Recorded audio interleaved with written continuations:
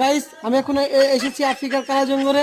তো এই কালা জঙ্গলে কিভাবে যে বন্যপ্রাণীরা বসবাস করে আমি আপনাদের দেখাবো, সবাই আমার সাথে আসেন।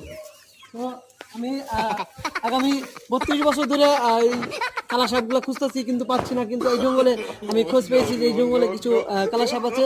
তো ওদের আমি ধরে এখন ভুনা করবো, আপনারা আমার সাথেই থাকুন। চুপচাপ করে আমার সাথে আসুন।